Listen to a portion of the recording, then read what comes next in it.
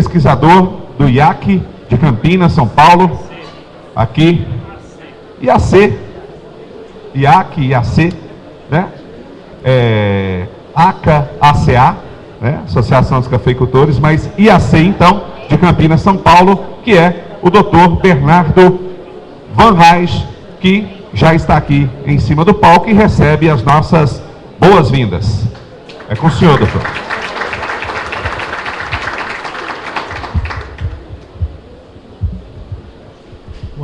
Boa tarde, pessoal. Agradecer a Felipe Café 2013, né, a participação mais uma vez desse evento.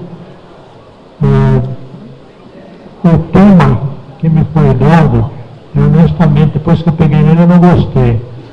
Normalmente, eu tenho dado muita palestra sobre calcário e sobre gessagem também. E a gente tem muita coisa a apresentar. E esse aí eu vou apresentar o mínimo, porque eu já tive casos de dar-se uma palestra e algumas informações são ditas, aliás, apresentado na reunião tal, mas fora de enfoque, manipulação de dados. Tá. Posso ir para o chão, né? Bom, falar uma coisinha do Instituto Agronômico, alguns talvez conheçam esse prédio, a turma do café com certeza. Só avisar que ele mudou de cor. Ele é amarelo hoje. Quando começaram a pintar o prédio de amarelo, todo mundo ficou bravo lá dentro. Mas é uma restauração do patrimônio histórico e nós começamos a ver que vários prédios de São Paulo são amarelos. Polícia Militar, o Colégio Potoscense, Campinas, vários prédios são dessa cor. O Instituto Agronômico tem uma participação enorme na cafeicultura brasileira e eu diria o seguinte, que na parte de solos, de fertilidade do solo, tem alguma contribuição também. Próximo. Bom, isso aqui é o município de vocês, eu acho que já deve estar bem diferente, né? Porque isso aqui só está na Embrapa, Brasil Visto do Espaço, eu já gosto de usar a imagem para localizar o evento. Bom, corretivos de acidez mais usados. Isso aí não vai entrar em detalhe, mas a correção da acidez do solo é feita quase sempre com rocha calcária moída, principalmente dolomita e calcita. E tem também magnesita, também existe carbonato de magnésio. Isso aí moe-se como rocha e usa direto no solo como calcário, como corretivo de acidez. Em pequena escala são usados magnesita, óxido de magnésio, cal hidratado, fotóxido. O cal hidratado é praticamente óxido de cálcio. Esses são os calcários calcinados, aquecidos, né? Então, praticamente o que você tem é isso. Eventualmente aparece um resíduo de fabricação de algum produto que serve de corretivo. Os próprios fosfatos são corretivos, escórias, mas são coisas que de interesse secundário, então eu não falaria aqui. Mas tem que falar no produto novo, né? E, recentemente surgiu no mercado o produto denominado calcário líquido. Então nós vamos fazer o seguinte, nós vamos falar um pouquinho de calcário para focalizar certos pontos importantes da calagem que não podem ser substituídos ou adaptados. São aspectos básicos, muitas vezes quantitativos. Eu não posso trocar um caminhão de açúcar por um saco de açúcar, né? Que é proposto aqui às vezes. Bom, o tema da palestra. Pode passar, já foi. Bom, esses experimentos aqui são, para nós, eles são extraordinários. Porque o da direita, de girassol embaixo, foi numa área que nós plantamos milho antes. Era uma época que se dizia que calcário não deve ser usado com muito cuidado, não deve ser usado mais que 2 toneladas por hectare. O calcário enriquece o pai e empobrece o filho. E tinha uma porção de coisa desse tipo. Bom, aí nós resolvemos fazer experimentos de calagem. Solo que não crescia quase nada. E o objetivo nosso, na época estava sendo usado no Brasil, critério de alumínio para calagem. Esse critério é um critério que dava uma recomendação muito baixa. E os produtores se queixavam que aquela recomendação de calagem não atendia ao que eles queriam. Então esse experimento aí, ele foi conduzido por 15 anos com mudando de cultura. O da direita, embaixo no girassol, é outra coisa. Muita gente apanhando com girassol que não crescia, mas não botava em boro. Um pequeno detalhe, se não botar boro, o girassol não cresce. Aí tem a do milho do lado, e nesse ensaio nós aprendemos o seguinte: olhem no fundo as plantas de milho, como estão robustas. Conforme os lados aparecem quase que azuladas. Nesse caso aí, nos orientou que nós precisamos de pulmões mais calcários. As curvas de resposta tinham até 12 toneladas por hectare.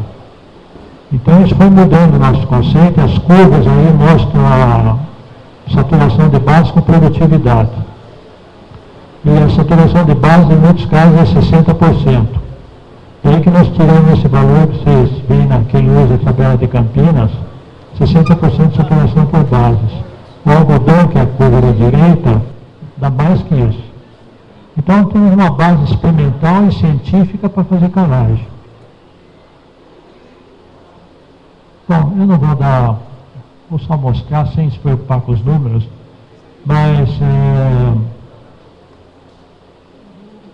a unidade que hoje na análise de solo, alguns perceberam que mudou alguma coisa, outros às vezes nem precisa saber disso, mas o cálcio, quando se fala na representação da análise de solo, quando fala milimol, que era milho equivalente, a vantagem é que a gente pode somar cálcio, magnésio e potássio. Essa é a principal vantagem. E é muito usado em química isso. Bom, eu vou ilustrar um caso que acontece bastante com café.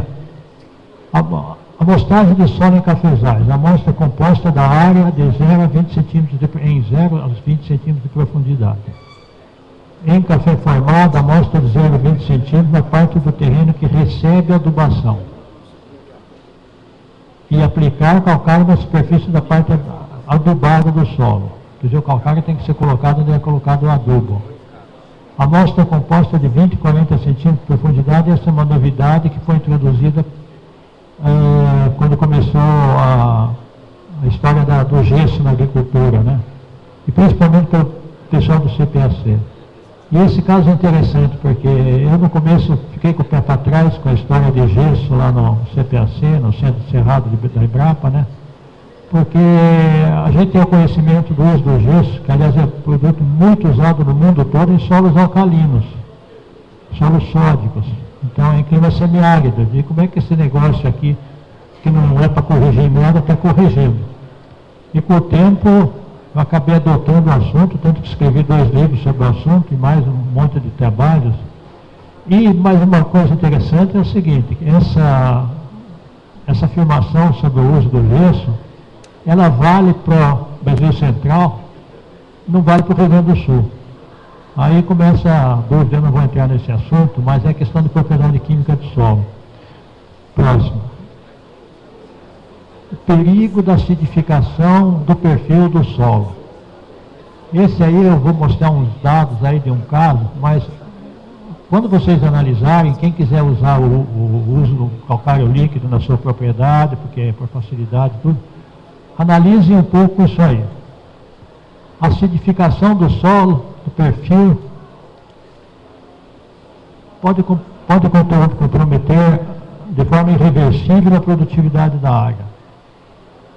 Tem casos já da Bahia, aplicação de irrigação por pivô, calagens elevadas, 700 kg por hectare de nitrogênio, e a produtividade vai baixando. O cidadão não sabe o que está acontecendo. Então é preciso prevenir neutralizando a acidez excessiva e reduzindo a adição de ácidos ao solo. Eu vou dizer o que são esses ácidos, de onde vem a acidez. Mas é muito importante não deixar o solo acidificar. E lembrando que calagem é uma prática de longo prazo. Então você tem que ir mantendo e pensar em 2, 3, 4, 5 anos. Principalmente quando a calcária, aliás, principalmente por ser a aplicação do calcário feita em área total, na superfície sem incorporação, né? Então demora um pouco mais. De onde vem a acidez? Principal fonte é o íon amônio, todos nitrogenados, exceto o nitrato de cálcio, né, mas nitrato de amônio, ureia. Ureia acaba virando amônio também, não interessa como o amônio chegou no solo. Fertilizante mineral, orgânico, fixação biológica. Porque tem gente que acha que usando adubo orgânico não vai acidificar. Acidifica sim. A própria fixação biológica da soja acidifica. Então não escapamos disso aí. Como se dá a acidificação? É a nitrificação. Bom, a nitrificação, mais adiante eu vou falar um pouquinho.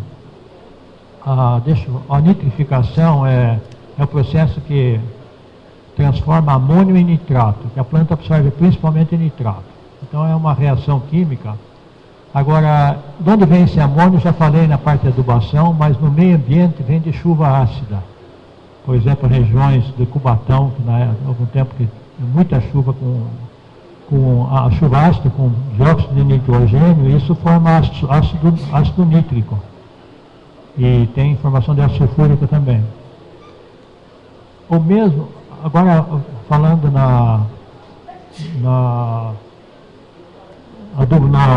calcário líquido, nós vamos tentar convencer vocês, ou dar orientação a vocês, o que esse produto faz e o que ele não faz. O que ele não faz que é a questão, né? A inovação é tecnológica ou mercadológica? Eu acho que isso aí é um aspecto importante para ser analisado. Bom, reação de carbonato de cálcio. O carbonato de cálcio, ele reage com ácido clorídrico e forma cloreto, água e CO2. Notem que o carbonato é um receptor de prótons. Isso é um pouco técnico, mas é chique falar em próton em química hoje. Mas o importante também é o seguinte, você tem um carbonato de cálcio, seja lá o que for no caso, milimol, e precisa de 2 íons de hidrogênio, 2 ácidos clorídricos. Eu não posso pegar cálcio, carbonato de cálcio, em vez de 1 pegar 50 e botar como corretivo 1. Tem que manter 50 contra 50, vocês vão entender isso mais adiante. O carbonato de cálcio neutraliza a acidez do solo. Onde ele estiver, ele tem que encontrar acidez. Senão, se o carbonato de cálcio não encontrar acidez, não acontece nada. Por isso que muitas vezes coloquei calcário aqui, e a acidez está aqui, não adianta. Próximo. Bom, esse aqui é o que acontece com o cafezal em áreas de solo muito fértil de Marília. Você vai lá e faz uma análise de solo, tira a amostra de 0 a 5, pH em água 5,7, que dá 6 e pouco em cloreto de cálcio, CTC, 79% de saturação por base, está ótimo, não está? pH em água, nas entrelinhas agora, pH em água 6,7 e o V 90. Alguém é capaz de colocar algum defeito nesse solo, acidez? E tem muita gente que tira a amostra de 0,5, porque como você não remove, não manuseia o solo, não mistura, então acho que seria suficiente. Vamos ao próximo. Podia voltar um? Tem um antes ou não? Passa para frente para ver se está um fora. Passa para frente para ver se está um fora do lugar. Ah, esse aí. Aí vamos tirar uma.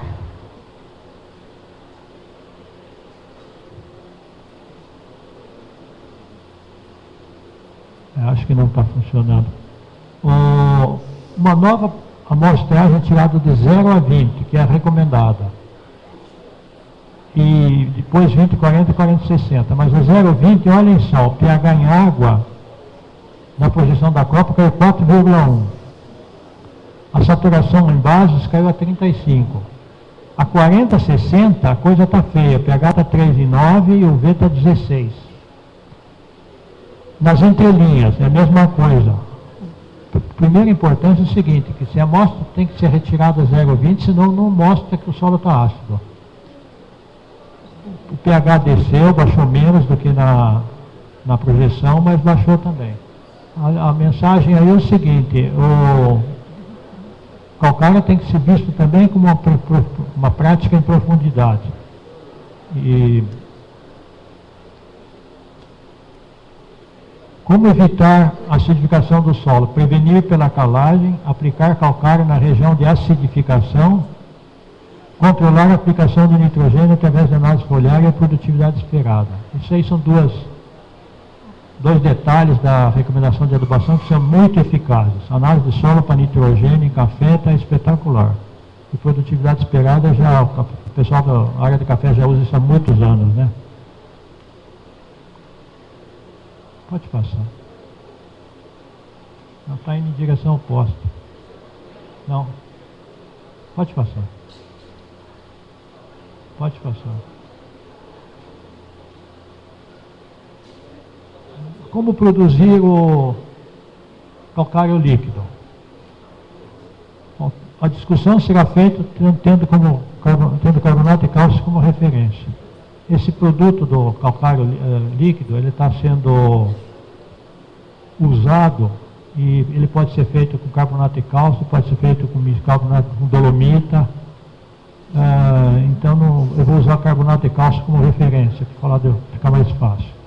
Como é que você faz isso? Mistura uma parte de carbonato de cálcio finamente dividido com uma parte um pouco mais de água, obtendo uma suspensão coloidal com as partículas de calcário como fase descontínua e como fase contínua. E a água como fase contínua. O coloide sempre tem as partículas, no caso seria o calcário, e a água, que é o meio dessas partículas em movimento. Próximo. Aí você tem o calcário fluido. Uma coisa também, não é calcário líquido, o produto não é líquido. Um coloide não é uma solução, é uma suspensão. Um fluido. Esse aí, no caso, eu perguntaria também se é nanotecnologia. Nós ouvimos esta manhã uma apresentação de nanotecnologia, só que nanotecnologia é 10 a menos 9. E aqui seria 3 micrometros, seria 0,003 micrometros, é 10 a menos 9. O que está aí é 10 a menos 6. Então, na realidade, essas partículas são maiores. Agora, elas estão aí em suspensão, fotografia de microscopia eletrônica. O que segura as partículas de não precipitarem? E aí, realmente, precisa um determinado tamanho, e aí eu acho que pode o produto ser considerado coloidal mesmo, para se segurarem. O que segura essas partículas em suspensão? Não deixa precipitar tudo. Principalmente a carga elétrica da superfície das partículas. Todas as partículas, elas têm uma carga elétrica em volta, e uma esbarrando com a outra, uma repele. As partículas se auto-repelem. Isso aí é um negócio muito interessante com o LIDAR. Chama-se movimento browniano. No microscópio dá para ver, as partículas ficam mexendo, uma bate na outra e é empurrada. Né? Coloide é um negócio muito interessante.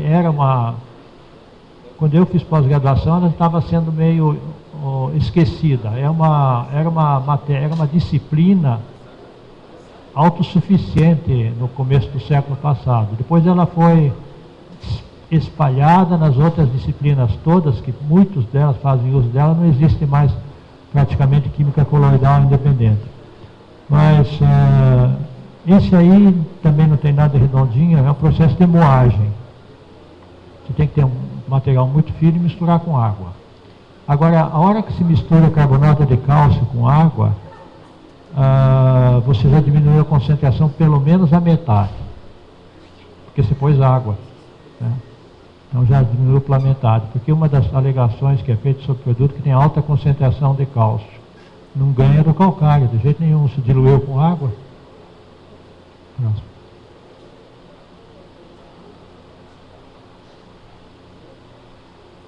Então eu vou pular esse.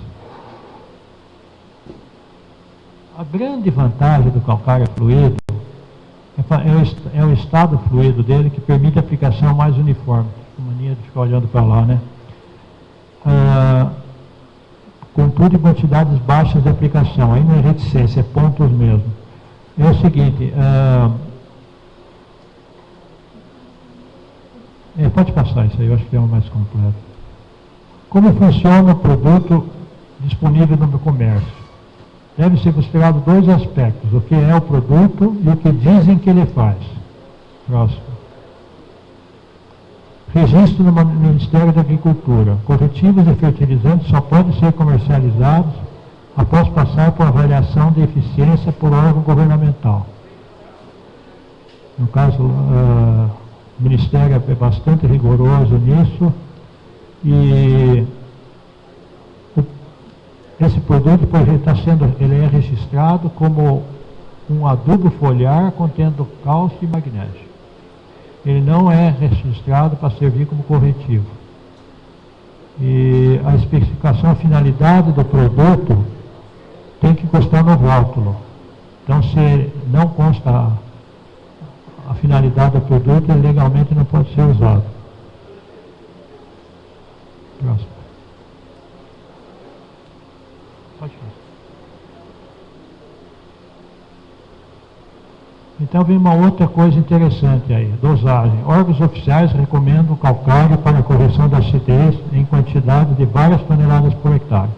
Essa recomendação é universal, São Paulo igual Minas, pode diferenciar um pouquinho a metodologia, mas princípios são os mesmos, Rio Grande do Sul, Brasil Central, São Paulo, várias toneladas por hectare.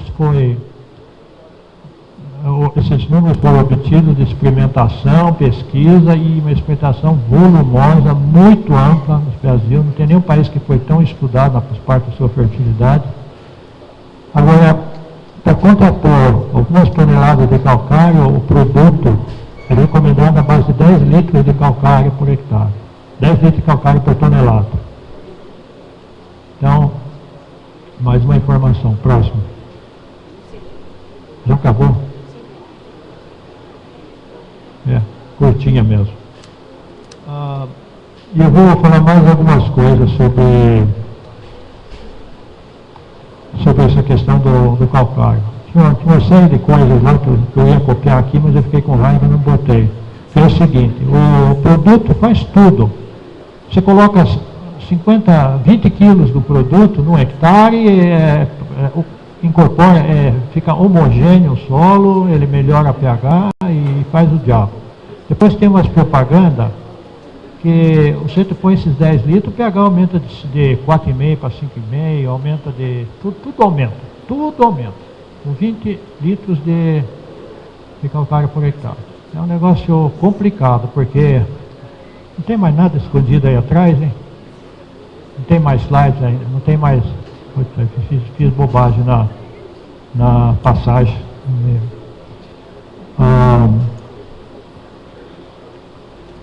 Eu queria falar da quantidade. Se você usa 1 tonelada de carbonato de cálcio, você vai usar 400 quilos por hectare. Se você pegar 10 litros de calcário líquido, você vai botar de 200 gramas por hectare. Então a dúvida aí é o seguinte, você substitui 200 gramas por 400 quilos, só que você paga o mesmo. Aí eu me pergunto isso aí, se é problema técnico ou se é problema do CREA. É válido fazer isso? Você põe um produto e dá uma série de qualidades por escrito que não correspondem, né? Então é um negócio complicado, que eu disse para vocês, o que eu vou listar as coisas deles aí, que quem quiser é só entrar na internet, viu? Entra calcário líquido lá, pode ver essa tabela, essas coisas todas, barbaridades. E eu não vejo muito mais que possa dizer. Eu nunca vi um caso tão assim estranho. E eu tive uma experiência, teve uma época, você deve lembrar, havia um produto chamado Nutrihumus. Esse Nutrihumus, ele surgiu, ele estava sendo vendido e oba-oba, saiu no Fantástico. Aí o secretário da Agricultura de São Paulo nos mandou, a mim, um indivíduo na época muito atuante na questão ambiental, o Shiro Miyazaki, para ver o que é o produto. Então nós fomos lá, ele deu uma palestra, a filha dele fotografando. Todo mundo saiu nas fotografias. Bom, eu fui lá, foi embora.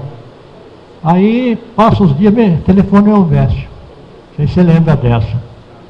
Você me telefona e diz, ô Bernardo, fiquei sabendo que você é entusiasta do Nutriumos. Eu falei, que entusiasta coisa nenhuma?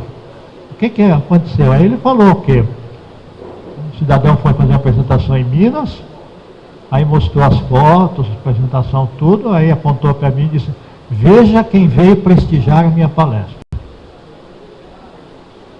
Eu não apoiei o produto, mas desse jeito que é dita a frase, a pessoa que está ouvindo e que está lendo, vai direto, né? Não percebe o detalhe.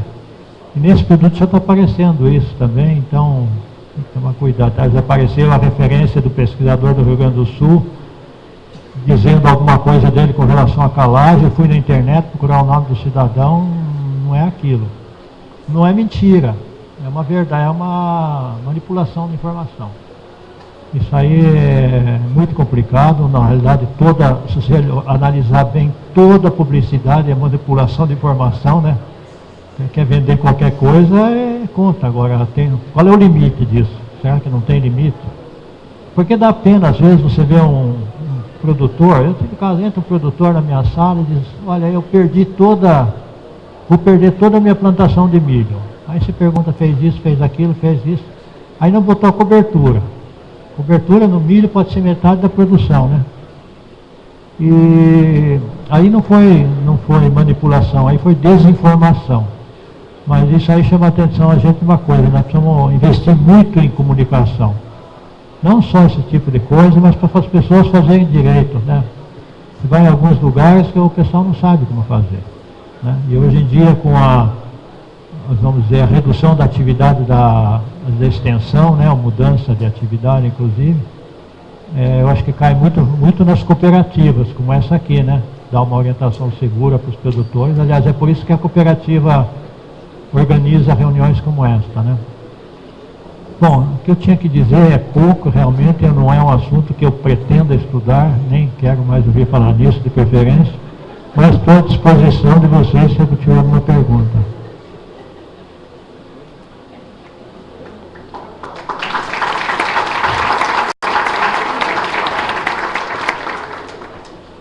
Eu acho que é bom falar.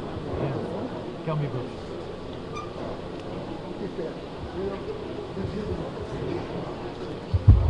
Isso aqui é para ficar no currículo vitae. Estou dividindo o microfone com o doutor e meu professor. Olha, eu acho o seguinte, a experiência sua e o trabalho seu aqui, sem querer discutir calcário líquido, porque a praticidade, isso aí deve ser interessante se funcionar, mas é só a oportunidade que tem. A gente sabe que o calcário calcinado, e muitas vezes o produtor tem a oportunidade de comprar, a reatividade é bem diferente, e há muito ganhos em relação a isso. Se você pudesse só dar uma apreciada sobre isso, sobre os chamados calcário calcinado, quer dizer, se eu usar um cal diretamente, que o calcário foi trabalhado e passou por altas temperaturas, a reação é muito interessante também. Bom, nós não pensávamos nisso antes, Everson, mas agora a gente pensa na questão ambiental e fica imaginando a quantidade a energia que você vai gastar para fazer o calcário calcinado, né? Mas houve uma fabricação disso, lá perto de Sorocaba. Como é que ele chamava? É um calcário calcinado. Você calcinando ele, você remove o carbonato dele, ele fica mais concentrado. O termofosfato, de certa forma, é uma indústria que faz o calcário calcinado. Você junta o fósforo com o calcário e calcina. Bom, aí é termofosfato, né? Mas não é o calcário que junta, não, é serpentina. Agora, no caso desse calcário lá de Minercal, ele é um bom produto, mas muitas vezes se ganha pouco com esse negócio de tempo rápido, porque o tempo vai nivelando essas coisas. Mas ele teve uma implicância interessante para café, porque o calcário, quando se aplica a ele, também você pensa que você está aplicando um negócio homogêneo, mas não está. Forma grumo no caminho, e no café, esses grumozinhos formavam com terra em volta, e na hora de beneficiar café, saía junto com o grão. Então apareceu uma coisa não esperada que atrapalhou. Mas eu acho que o pessoal fez muito alarde na época, talvez a mistura com gesso, né? Eu acho até que era uma coisa inteligente, viu? Não tinha objeção contra isso, não. Alguém tem alguma pergunta para o doutor? Se quiser fazer pergunta também por escrito, tá? Não tem necessidade de falar no microfone, não. Mais alguma consideração, seu Elvésio? Não, obrigado. Bom, o que poderia falar mais? Uma coisa que foi dito muito hoje, essa questão ambiental, de como é que entra a parte de fertilizantes nisso. O que se fala pouco é que, se não fosse o setor de fertilizantes, ele é muito atacado pela mídia menos esclarecida, né? Se não fosse o setor de fertilizantes, o que seria desse mundo, né? O Brasil se tornou do país importador ao país exportador nas últimas décadas. O trabalho de fertilidade do solo, só tirando a minha pessoa, foi espetacular o que o Brasil fez. O Brasil, essa conquista do Cerrado, quantas palestras que nós demos nesse interior, aí que o pessoal não sabia absolutamente nada. E hoje a gente vê o Cerrado bombando. E a agricultura brasileira teve outra coisa curiosa para mim, que eu acho que o pessoal da minha época que lutava, ficava meio frustrado que parece que a modernização não vinha, né? Ninguém acreditava em irrigação, hein? Né? Irrigação era uma luta, né, para fazer. Aí de repente o Brasil estourou. O Brasil deu um estouro na agricultura e só não vai para frente por causa das porcarias de rodovia que a gente tem, né? Você planta e não tem como vender para os chineses, já estão aproveitando para fazer o joguinho de preço deles, né? E nós sempre levando bomba. Eu não sei como é que se consegue produzir soja ainda dando lucro, levar um caminhão de soja para Santos e ficar uma semana parado cada um, né? Mas um outro enfoque de fertilizado que nós apresentamos, com a ANDA e mais algumas pessoas, ao presidente Lula, que é o seguinte: nós nos propunhamos a pegar uma região e cuidar dela com a questão de adubação. Em muitos casos de semiárido, que o pessoal pensa que o problema é falta de chuva, inclusive na África teve isso, era falta de nutriente. No pequeno período de chuva, faltava nutriente para a planta dar uma deslanchada. Então nós tínhamos uma proposta de pegar 1000 produtores e a ideia de que o que ele vai gastar, vamos dizer, em grão para comprar o adubo vai ser devolvido umas 5 vezes. O retorno de fertilizantes, quando dá a resposta boa, é 2, 3, 4, 5 reais por real aplicado. Então, isso também é muito pouco divulgado. E hoje ainda se falou, ontem, né, que foi a questão do preço de pequenas oportunidades.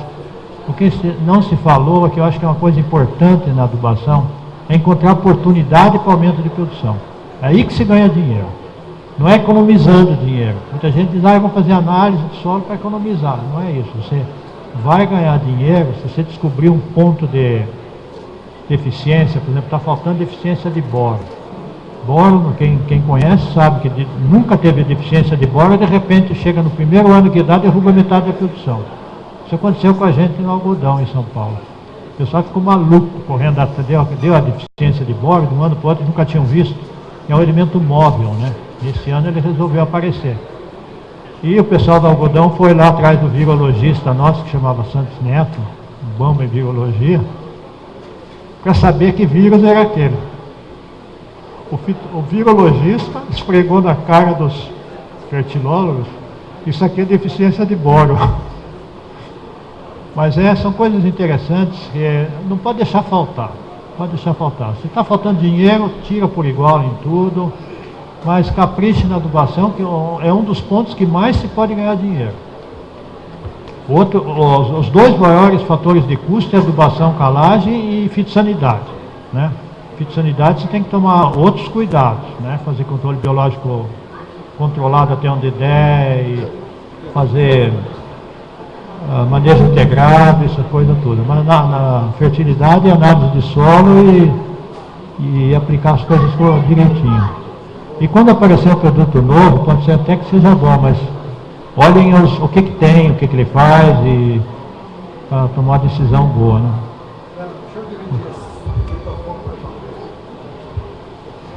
Eu acho que é bom dividir o microfone mais uma vez com o Bernardo Barrage. Eu queria fotografia aqui, porque isso vai para o meu currículo.